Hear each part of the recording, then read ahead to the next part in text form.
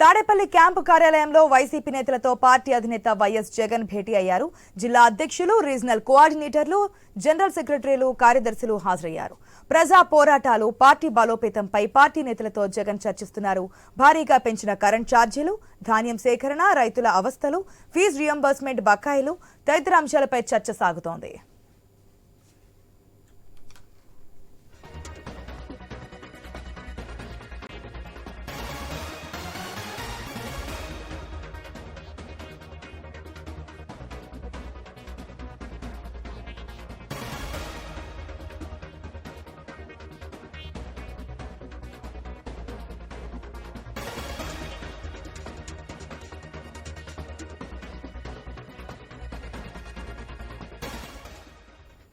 Tadepalli camp కార్యాలయంలో YCP నేతలతో party అధినేత వైఎస్ జగన్ భేటీ అయ్యారు. జిల్లా అధ్యక్షులు, రీజనల్ కోఆర్డినేటర్లు, జనరల్ సెక్రటరీలు, కార్యదర్శులు హాజరయ్యారు. ప్రజా పోరాటాలు, పార్టీ బలోపేతంపై పార్టీ నేతలతో జగన్ చర్చిస్తున్నారు. భారీగా పెంచిన కరెంట్ ఛార్జీలు, ధాన్యం సేకరణ, రైతుల అవస్థలు, ఫీజు రియంబర్స్మెంట్ బకాయిలు తదితర అంశాలపై చర్చ సాగుతోంది.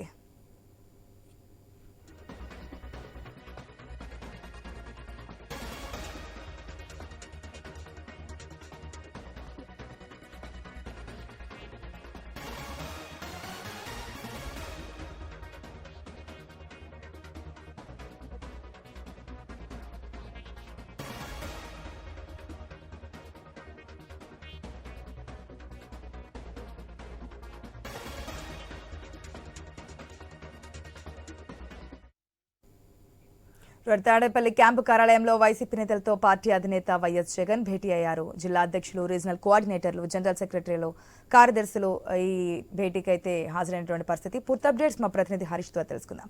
Good afternoon Harish. మనం ఇంతకు ముందు కూడా మాట్లాడుకోవడం జరిగింది, జగన్మోహన్ రెడ్డి వైఎస్ఆర్సీపీ నేతలు, కార్యకర్తలతో భేటీ కాబోతున్నారని. అధికారం కోల్పోయినప్పటి నుంచి టీడీపీ అంటే కూటమి అధికారంలోకి వచ్చినప్పటి నుంచి ప్రధానంగా ఎక్కడైనా సరే మాట్లాడితే సంక్షేమ పథకాలు అమలు చేయడం లేదు, ప్రజలు దీన్ని గమనించాలనే ప్రతి అంశంలోనూ ప్రతి ప్రెస్ మీట్లో చెప్పినటువంటి పరిస్థితి వైఎస్ఆర్సీపీ అధినేత జగన్మోహన్ రెడ్డి. ఇప్పుడు కూడా పార్టీకి సంబంధించిన కార్యకర్తలకి అదే చెప్తున్నారు. ఫీజు రింబర్స్మెంట్కి సంబంధించి కావచ్చు, రైతుల అవసరాల గురించి కావచ్చు, వీటి గురించే ప్రజలకు చెప్పి ముందుకు తీసుకెళ్లాలి, పార్టీని తదనుగుణంగా ముందుకు తీసుకెళ్లాలి అనే విషయాలను ప్రస్తావిస్తున్నట్టు తెలుస్తోంది. డీటెయిల్స్ ఏంటి?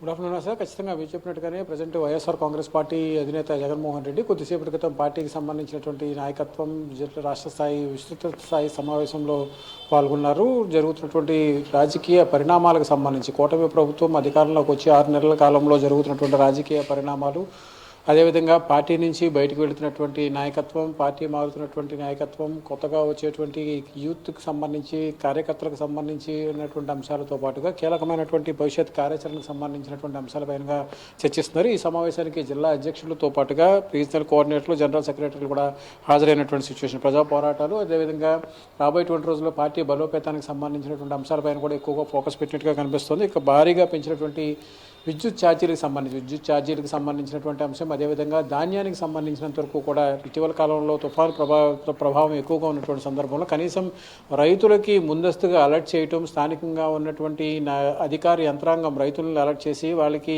రోడ్డుపై ఉన్నటువంటి ధాన్యాన్ని రక్షించుకునేందుకు కనీసం గన్నీ బ్యాగ్స్ కూడా, గోనె సంచులు కూడా ఇవ్వలేనటువంటి సిచ్యువేషన్లో ఉన్నటువంటి నేపథ్యంలో రైతులు పడినటువంటి అవస్థలు అంతా ఇంత కాదు. అదే వైఎస్ఆర్ కాంగ్రెస్ పార్టీ ప్రభుత్వ అధికారంలో ఉంటే ముందస్తుగానే రైతులను అలర్ట్ చేయటం, అదేవిధంగా ఆర్బీకే కేంద్రాల ద్వారా రైతులకి భరోసా కల్పించడం, అదేవిధంగా గోనె సంచులను కూడా ఉచితంగా ఇచ్చి అవసరమైతే పంటలను కాపాడుకునేందుకు, రోడ్డుపై ఉన్నటువంటి వరిని కాపాడుకునేందుకు అవసరమైనటువంటి రెయిన్ కార్పెట్స్, రెయిన్ పట్టాలు, వర్షానికి తడవకుండా పట్టాలను కూడా ఇచ్చేటువంటి సిచ్యువేషన్ ఉండేది అన్నటువంటి విషయాన్ని కూడా ఇప్పుడు ప్రజల్లోకి తీసుకెళ్లేటువంటి ప్రయత్నం చేస్తున్నారు. అందులో భాగంగానే ఇక ఫీజు రియంబర్స్మెంట్ వంటి కార్యక్రమాలకు సంబంధించినటువంటి అంశాలను కూడా కూటమి ప్రభుత్వం అధికారులకు వచ్చిన తర్వాత పూర్తిగా నిర్లక్ష్యం చేసింది. ఇక సూపర్ 6కి సంబంధించినటువంటి అమలులో భాగంగా కేవలం ఇప్పుడు ఏడాదికి 3 గ్యాస్ సిలిండర్లు ఇస్తామన్నటువంటి ఒక పథకాన్ని మాత్రమే అమలు చేశారు. ఇక రాబోయేటువంటి రోజుల్లో అనుసరించేటువంటి అంశాలకు సంబంధించి మిగిలినటువంటి సూపర్ 6గా ఇచ్చినటువంటి హామీలకి కూటమి ప్రభుత్వం ఎప్పుడు అమలులోకి తీసుకొస్తుంది అన్నటువంటి ఒక ప్రధానమైనటువంటి ఒత్తిడి తీసుకొచ్చేటువంటి క్రమంలో భాగంగా ప్రతిపక్ష పార్టీ హోదా ఇవ్వకపోయినా కూడా ప్రజల్లో ఉండేటువంటి నిత్యం అందుబాటులో ఉండేటువంటి నాయకత్వాన్ని ఎంపిక చేసుకోవడం ద్వారా రాబోయేటువంటి రోజుల్లో అటు పార్టీ క్యాడర్కి ఇటు నాయకత్వాన్ని ప్రజల్లోకి తీసుకెళ్ళటం వైఎస్ఆర్ కాంగ్రెస్ పార్టీ అధికారంలో ఉంటే ఎలా ఉండేది, ఇప్పుడు కూటమి ప్రభుత్వం అధికారంలో వచ్చిన తర్వాత రైతుల పరిస్థితి ఏంటి, విద్యార్థుల పరిస్థితి ఏంటి, యువత పరిస్థితి ఏంటి, యువతకు ఉపాధి అవకాశాలు, పరిశ్రమలకు సంబంధించినటువంటి ఏర్పాట్లు వంటి అంశాలతో పాటుగా కీలకమైనటువంటి పోర్టులు కూడా వైఎస్ఆర్ కాంగ్రెస్ పార్టీ హయాంలో 4 పోర్టులను రాష్ట్ర వ్యాప్తంగా సిద్ధం చేసి వాటిని పూర్తిగా 40 నుంచి 50% వరకు కూడా నిర్మాణాలను కూడా పూర్తి చేసినటువంటి సిచ్యువేషన్ ఉన్నటువంటి నేపథ్యంలో ఇప్పుడు కూటమి ప్రభుత్వం అధికారంలోకి వచ్చిన తర్వాత వాటన్నింటినీ కూడా పక్కన పెట్టేయడం, ఉపాధి అవకాశాలు పైన ఎక్కువగా ప్రభావం చూపించేటువంటి అవకాశం ఉంది. అదేవిధంగా విద్యార్థులకు అందాల్సినటువంటి ఫీజు రీఎంబర్స్మెంట్ కావచ్చు, వైఎస్ఆర్ కాంగ్రెస్ పార్టీ హయాంలో అమలు చేసినటువంటి పథకాలకు సంబంధించినటువంటి అంశాలు కావచ్చు, ఇవన్నీ కూడా ప్రజెంట్ దూరం అయిపోయినటువంటి నేపథ్యంలో సామాన్య ప్రజానీకం, సామాన్యుల జీవనం కూడా ఇబ్బందికరంగా అయినటువంటి సిచ్యువేషన్